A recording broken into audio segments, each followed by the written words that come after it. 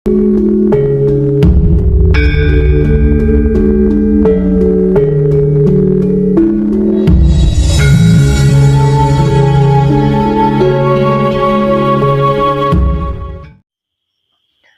yang dari Madura maju ke sini.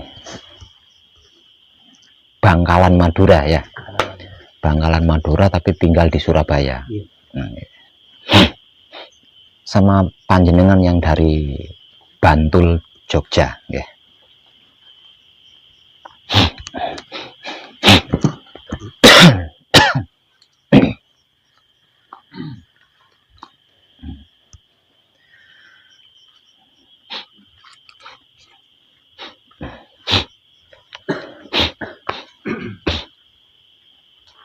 Sebagai pelaku pemula, panjenengan sudah mengerti dan sudah memahami apa belum? Apa dan bagaimana itu wahyu pancagaib? Sedikit banyak dari YouTube.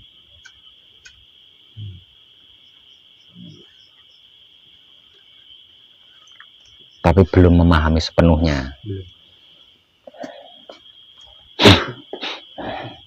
Nah, sebagai dasar awal saya beritahu ya, walaupun panjenengan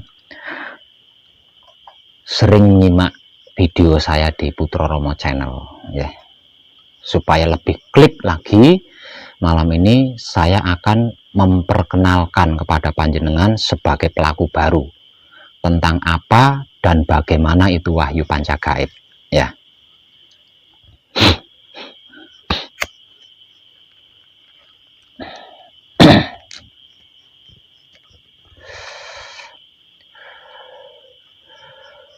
Wahyu pancagaib adalah wahyu tertua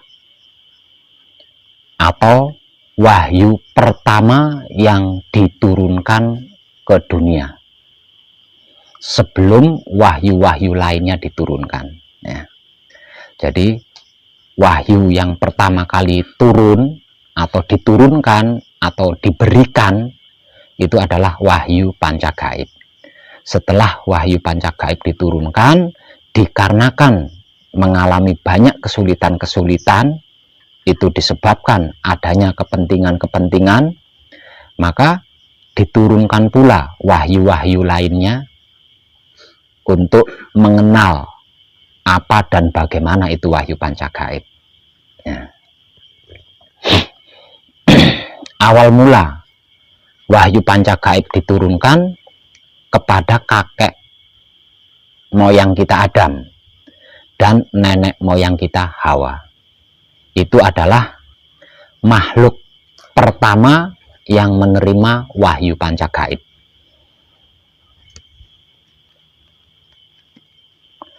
Seperti apa proses turunnya wahyu pancagaib hingga sampai diterima oleh kakek dan nenek moyang kita? Singkat sejarah, setelah Maha Suci selesai menciptakan seluruhnya, kemudian Maha Suci berkehendak ya. Setelah Maha Suci selesai menciptakan seluruhnya, udah komplit itu ya, seluruhnya sudah selesai diciptakan, kemudian Maha Suci berkehendak dikenali, termasuk seluruh yang sudah diciptakan, agar supaya ada yang mengetahui bahwa semuanya, segalanya, seluruhnya itu ada yang menciptakan. Lah, makhluk yang dijadikan untuk menyaksikan Maha Suci plus dengan seluruh ciptaannya adalah manusia hidup. Karena kehendaknya, kemudian Maha Suci menciptakan makhluk yang disebut manusia hidup. Dan manusia hidup ini diberi stempel sebagai makhluk paling sempurna dibanding makhluk-makhluk lainnya. Manusia hidup diciptakan hingga 3 generasi. Ya. Manusia hidup diciptakan hingga 3 generasi atau 3 periode. Ya. Periode pertama atau generasi pertama disebut sebagai Adam. Adam yang arti maksudnya adalah asal dumadi anane manungso. Itu filosofi Jawa, ya. Dari sini kita bisa menyimpulkan bahwa Adam itu adalah nenek moyangnya orang Jawa, termasuk seluruh manusia hidup, karena awal mula ada kehidupan sebagai manusia itu di Jawa. Dan yang pertama tersebut Adam. Adam adalah singkatan daripada kalimat asal dumadi anane manungso, artinya pertama kali adanya manusia.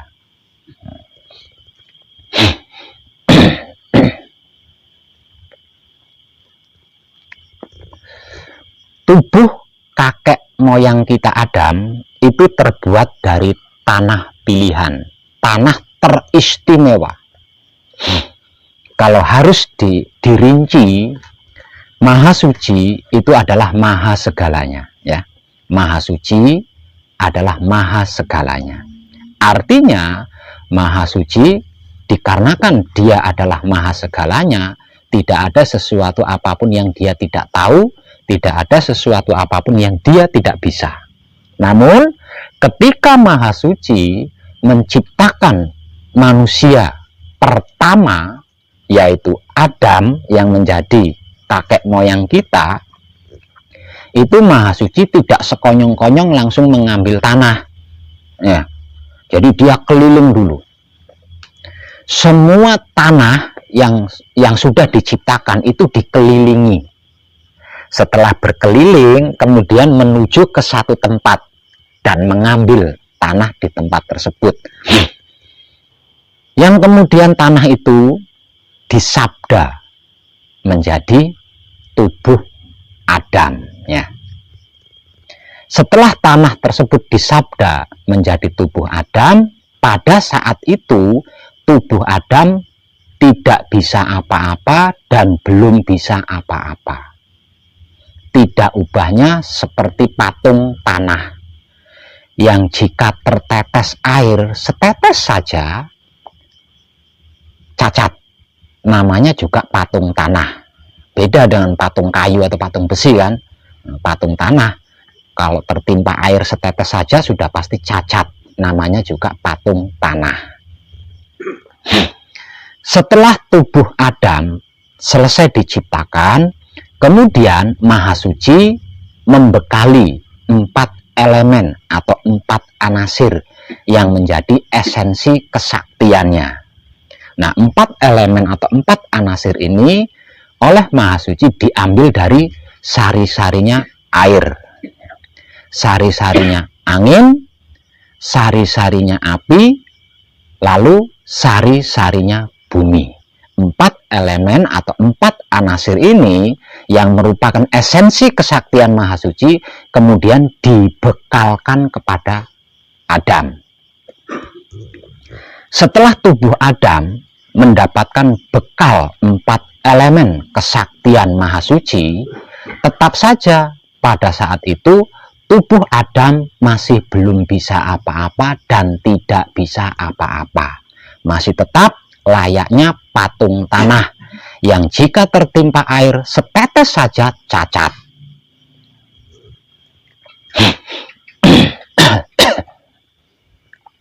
Kemudian langkah ketiga, Maha Suci meniupkan ruhnya sendiri kepada tubuh Adam dengan sabda hidup. Setelah ruh Maha Suci ditiupkan dengan sabda hidup, kemudian tubuh Adam yang semula tidak bisa apa-apa dan belum bisa apa-apa mulai bisa bergerak. Mulai bisa bergerak, mulai bisa melihat, mulai bisa mendengar, mencium, merasakan, berpikir, berhati, bahkan bisa menamai Maha Suci. Jadi makhluk pertama yang bisa menyebut atau memberi label atau memberi nama kepada Maha Suci adalah Adam, kakek moyang kita. Nama pertama atau sebutan pertama Maha Suci adalah Maha Suci. Itu nama pertamanya atau sebutan pertamanya. Sebelum Adam dicipta dan belum bisa ini, Maha Suci ini masih belum punya maha, masih suci, tidak pakai maha ya, tidak pakai maha. Jadi sebutannya masih suci. Lah suci itu bukan sebutan ya. Suatu saat jika gembleng panjenengan berhasil, panjenengan akan mencapai suci ini. Ya, laku murni panjenengan akan sampai di suci ini tadi. Ya. Nah, setelah Adam bisa bergerak dan bergerik, kemudian Adam menyebut suci ini dengan sebutan maha. Ya, paham ya? Nah. Lah, wahyu pancagaib adalah 4 esensi kesaktian Maha Suci dan ruhnya Maha Suci itu sendiri. Wahyu panca gaib. Wahyu itu pemberian Maha Suci secara langsung, panca itu 5, gaib itu ruh. Wahyu panca gaib berarti 5 ruh pemberian Maha Suci secara langsung, yaitu dari sari-sarinya air, sari-sarinya angin, sari-sarinya api, sari-sarinya bumi, dan ruhnya sendiri. Ya, paham? Nah, sebab dari sini kita bisa mengambil sebuah kesimpulan bahwa wahyu pancagaib adalah wahyu tertua atau wahyu pertama yang turun ke bumi atau ke dunia. Sedangkan penerima pertamanya adalah kakek moyang kita sendiri, Adam, yang arti maksudnya asal dumadi anane manungso. Kalau dibahasakan Indonesia, pertama kali ada manusia. Itu manusia generasi pertama ya. Seiring berjalannya proses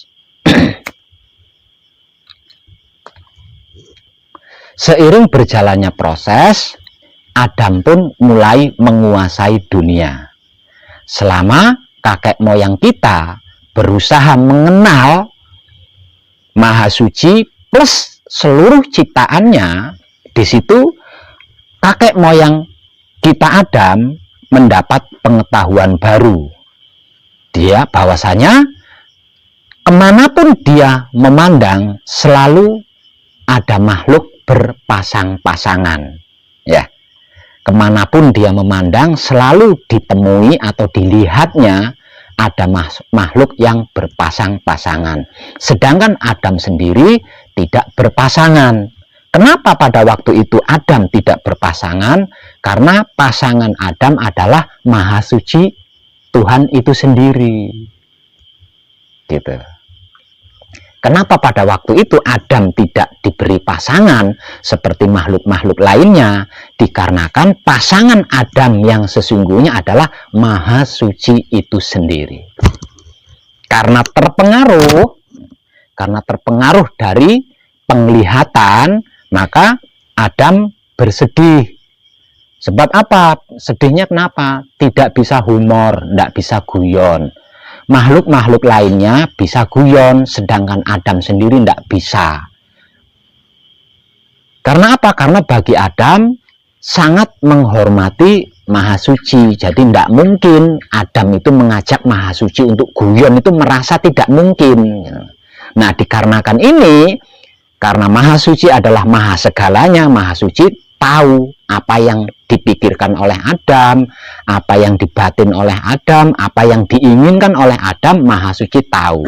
Nah, karena pengetahuannya, kemudian Maha Suci menciptakan manusia generasi kedua, yaitu nenek moyang kita Hawa. Ya, Hawa berarti kehendak. Hawa berarti keinginan. Sebab itu nenek moyang kita diberi sebutan Hawa. Lah, nenek moyang kita Hawa ini tubuhnya dicipta dari tulang rusuknya Adam sendiri.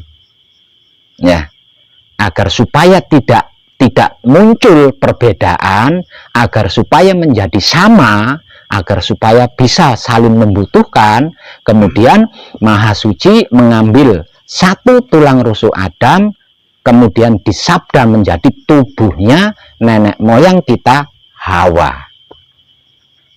Setelah tulang rusuk Adam dicipta menjadi tubuhnya nenek moyang kita Hawa, kemudian dibekali sama seperti yang dibekalkan kepada Adam, yaitu 4 elemen ilmu kesaktiannya dan ruhnya sendiri. Prosesnya juga sama.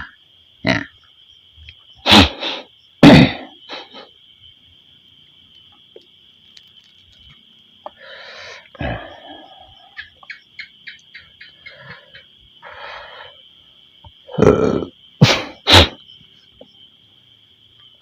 Setelah itu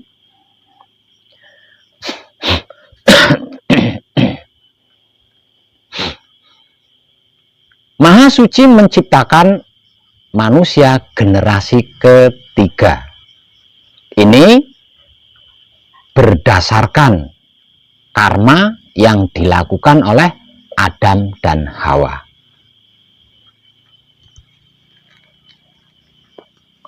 Karma apa yang dimaksud? Karma berhubungan.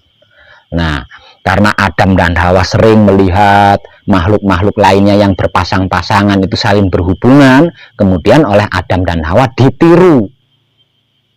Ya, ditiru. Nah, dikarenakan itu, lalu untuk sebuah kesempurnaan, Maha Suci menitipkan cinta kasih sayang kepada Adam. Kenapa? Agar supaya Adam dan Hawa tidak meniru makhluk lain seperti hewan dan lain sebagainya, punya pendirian sendiri. Ya, jadi cara berhubungannya tidak sama seperti hewan-hewan dan makhluk-makhluk lainnya.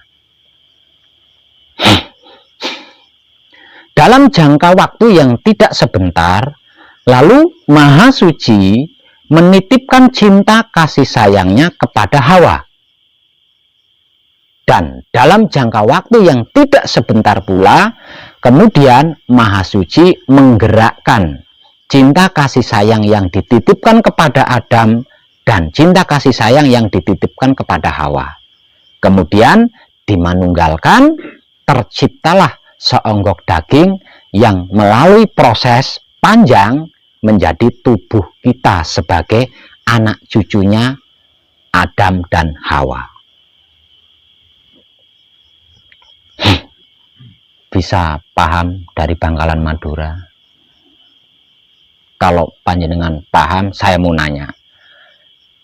Dengan apa yang sudah saya sampaikan tadi, berarti asal-usul dan bahannya raga atau tubuh panjenengan dari apa coba? Dari suci itu sendiri. Dari kasih sayang. Dari cinta kasih sayang Maha Suci. Bahannya juga dari cinta kasih sayang Maha Suci. Itu identitas jati diri, wujudnya panjenengan, raganya panjenengan. Ya. Dan itu tidak boleh lupa. Jangan sampai lupa bahwa jati diri atau identitas jati diri, tubuhnya panjenengan, wujudnya panjenengan, raganya panjenengan, dari ujung rambut sampai ke ujung kaki berbahan cinta kasih sayangnya Maha Suci dan dicipta dengan cinta kasih sayangnya Maha Suci melalui perantara kedua orang tua. Jangan pernah lupa itu. Tidak berhenti di situ. Setelah seonggok darah daging berwujud atau berbentuk manusia, kemudian Maha Suci membekali sama seperti yang dibekalkan kepada Adam dan Hawa, namun tidak melalui perantara. Ya, ketika Maha Suci memberikan bekal kepada Adam dan Hawa, itu 4 elemennya diambil dari sari-sarinya air. Ya, ngambil dari sari-sarinya air, ngambil dari sari-sarinya angin, ngambil dari sari-sarinya api, ngambil dari sari-sarinya bumi. Sedangkan ruhnya ditiupkan dengan sabda, ya. Nah, kalau kita berbeda, tidak sama seperti Adam dan Hawa. Karena apa? Karena kita langsung dari Maha Suci tanpa perantara.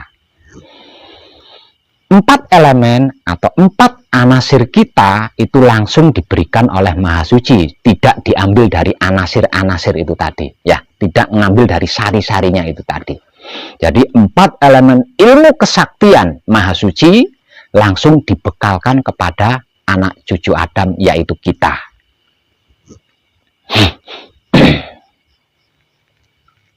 Sedangkan penggeraknya atau penghidupnya, aku ambil sebagian ruhku. Artinya Maha Suci mengambil dulu.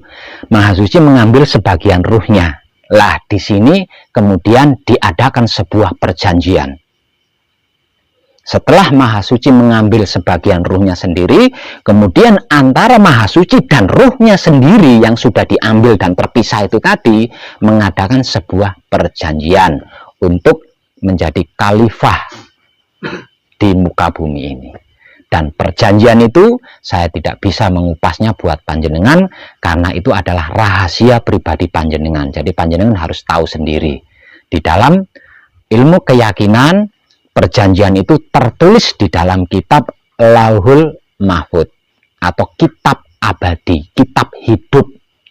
Dan kitab Lauhul Mahfud atau kitab abadi atau kitab hidup ini ada di dalam diri panjenengan sendiri, yaitu aku ambil sebagian ruhku. Nah, itulah kitab Lauhul Mahfud yang ada di dalam diri panjenengan sendiri. Paham? Sekarang panjenengan sudah ngerti dan paham kan asal usul dan bahannya jiwa panjenengan? Semuanya dari Maha Suci secara langsung, tidak melalui perantara seperti kakek moyang kita Adam, seperti nenek moyang kita Hawa. Ya, ada perbedaan di situ.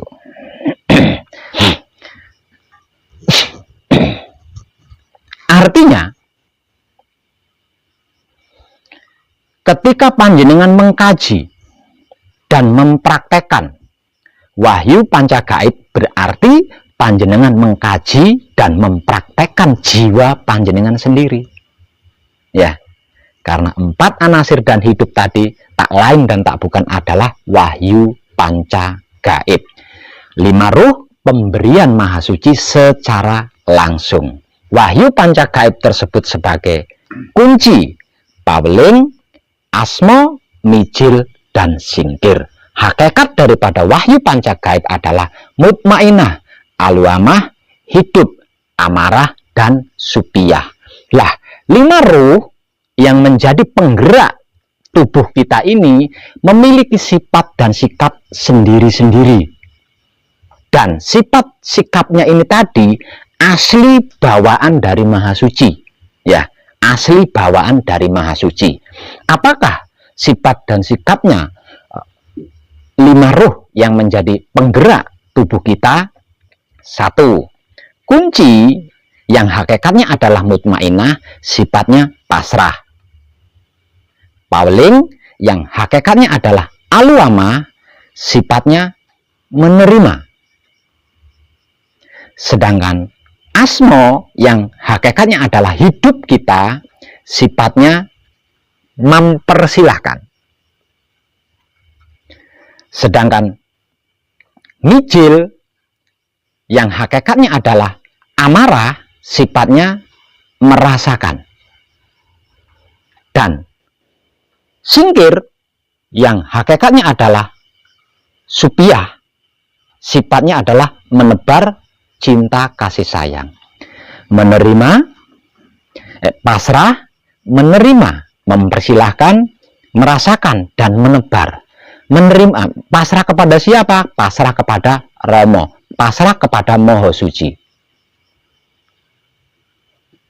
Bisa paham? Saya ulang. Wahyu Pancagaib tersebut sebagai kunci paweling asma mijil singkir.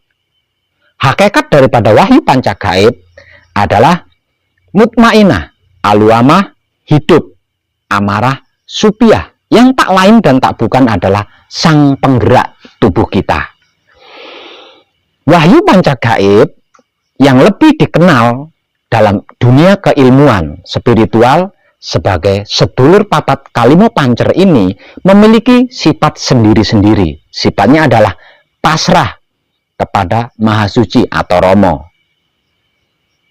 menerima keputusan Maha Suci atau Rama, mempersilahkan kuasa Maha Suci atau Rama, merasakan kenyataan Maha Suci atau Rama, dan menebar cinta kasih sayang Maha Suci atau Rama. Bisa paham? Dan jangan pernah lupa, setelah saya memberikan informasi ini, usahakan apapun alasannya, bagaimanapun yang terjadi, panjenengan tidak boleh lupa. Kalau panjenengan sampai lupa, dikarenakan ini adalah kedirian kita, berarti panjenengan lupa diri. Kalau panjenengan sampai tidak tahu, berarti panjenengan sama halnya tidak tahu diri. Wahyu Pancagaib, wahyu Pancalaku tak lain dan tak bukan adalah jiwanya panjenengan sendiri dan sifatnya panjenengan sendiri. Sifatnya, jiwanya panjenengan sendiri. Mengkaji, mempraktekkan wahyu Pancagaib menggunakan wahyu Pancalaku berarti mengkaji dan mempraktekkan jiwanya panjenengan sendiri. Ini bukan tentang agama, bukan tentang organisasi, partai, keyakinan, adat, tradisi, ilmu, dan bla bla lainnya. Bukan sama sekali. Melainkan ini tentang sedulur papat kalimo pancernya panjenengan sendiri. Gembleng berarti panjenengan berusaha mengenal seluk-beluk mereka berlima. Satu persatu ini nanti akan diperkenalkan. Apa dan bagaimana itu kunci yang hakikatnya adalah mutmainah plus sifat dan sikapnya, satu persatu ini nanti akan diperkenalkan sehingga panjenengan nanti tidak bingung dan bisa ketika praktek di luar sana, tidak bingung.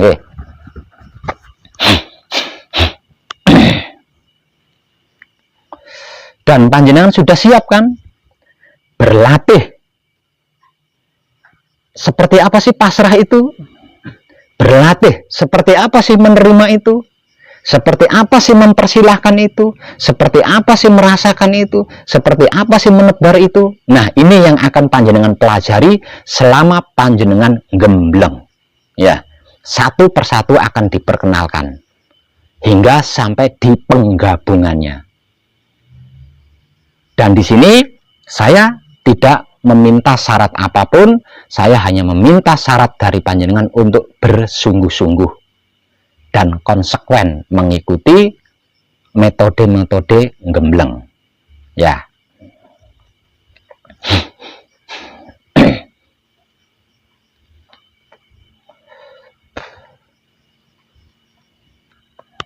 Terkait ini, panjenengan punya pertanyaan?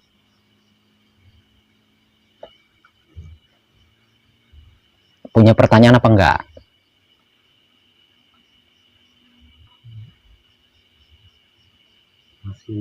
Belum. Masih belum. Oh, masih belum. Oke. Saya lanjut ya. Lah, wahyu Pancagaib yang hakikatnya adalah sedulur papat kalimo pancernya kita sendiri ini, lah inilah yang menjadikan panjenengan bisa bekerja, bisa berkeluarga, bisa beragama, bisa berkeyakinan, bisa berdoa, bisa beribadah, bisa menyebut nama-nama Maha Suci. Dikarenakan adanya wahyu Pancagaib atau sedulur papat kalimo pancer di dalam raga panjenengan. Tanpa adanya wahyu panca gaib atau sedulur papat kalimo pancer di dalam diri panjenengan, panjenengan hanya seonggok daging. Kalau Adam dan Hawa, seonggok bangkai. Jika tanpa adanya wahyu panca gaib atau sedulur papat kalimo pancer. Dengan adanya sedulur papat kalimo pancer sebagai penggerak tubuh atau wahyu panca gaib ini, kita bisa apa saja. Dan kita bisa ada hingga sekarang itu dikarenakan adanya wahyu panca gaib atau sedulur papat kalimo pancer. Namun seumur hidup kita tidak pernah mengenal mereka berlima. Lah, panjenengan ada di sini untuk mengkaji tentang ini, ya, yang seumur hidup panjenengan lupakan. Artinya selama ini panjenengan lupa diri, tidak kenal diri. Makanya kemana-mana selalu tersandung masalah. Karena apa? Wajar, lawang lupa diri, tidak tahu diri, wajar kan kalau kesandung masalah. Agar supaya tidak tersandung masalah, apapun itu masalahnya, maka harus ingat diri, tahu diri, kenal diri. Tentang ini barusan saya sampaikan. Nggih, berusahalah untuk tidak pernah lupa. Kalau sampean lupa, berarti sampean lupa diri. Yang namanya orang lupa diri pasti bermasalah. Oke? Selamat berjuang, sukses buat panjenengan, ya. Dan jangan lupa nanti selama di sini panjenengan sedang mempelajari apa itu pasrah kepada Tuhan, apa itu menerima, apa dan bagaimana itu menerima keputusan Tuhan, apa dan bagaimana itu mempersilahkan kuasa Tuhan, apa dan bagaimana itu merasakan kenyataan Tuhan, apa dan bagaimana itu menebar cinta kasih sayang Tuhan. Di sini nanti akan panjenengan kaji, akan panjenengan praktekkan satu per satu. Oke, sehingga nanti setelah selesai panjenengan sudah detail, ya.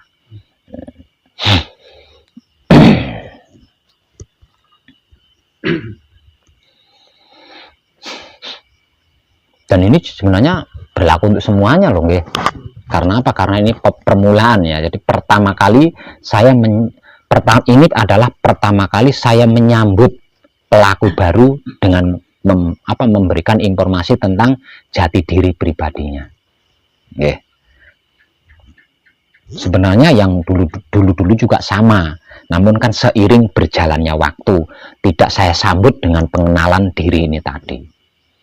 Jadi yang sudah juga panjenengan sedang belajar di situ, sedang belajar mengkaji dan mempraktekkan apa itu pasrah, apa dan bagaimana itu kunci, apa dan bagaimana itu sifatnya kunci yang pasrah kepada Maha Suci. Ini sedang jenengan praktekkan di sini. Jadi jangan sampai nanti selesai jenengan masih bingung nanti. Nah, jadi sadari dan benar-benar sadari ketika panjenengan patrap kunci, membaca bacaan kunci, bahwasanya di saat itu panjenengan sedang berada di ranah mutmainah, maka mutmainah itu sifatnya adalah pasrah kepada Maha Suci. Itu jangan lupa panjenengan. Kalau panjenengan lupa, nanti panjenengan tidak dapat klimaknya, itu nggak dapat gitu ya. Klimaknya itu nggak dapat di situ.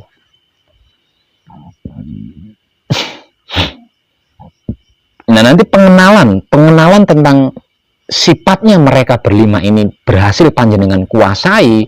Nanti pulang dari sini itu ketika praktek di lapangan, oh panjenengan benar-benar enggak pakai otak, udah benar-benar enggak pakai otak. Jadi enggak mikir lagi mau apa-apa, itu enggak mikir, selalu tepat. Orang sing meleset ya. Maka itu selama panjenengan manekung, panjenengan harus berusaha kuat menyadari patrap-patrap panjenengan, menyadari bacaan-bacaan yang panjenengan baca, karena semuanya itu adalah jiwanya panjenengan sendiri yang selama ini terlupakan. Mungkin di situ sedikit sulit, sedikit enggak banyak ya, sedikit sulit. Karena apa? Karena sudah sekian tahun ya, Bahkan mungkin kalau jenengan berarti panjenengan seumur hidup kan, seumur hidup panjenengan tidak kenal kan. Padahal itu ada di dalam diri panjenengan, tapi panjenengan tidak kenal. Nah ini berusaha mengenalnya kan ya butuh perjuangan.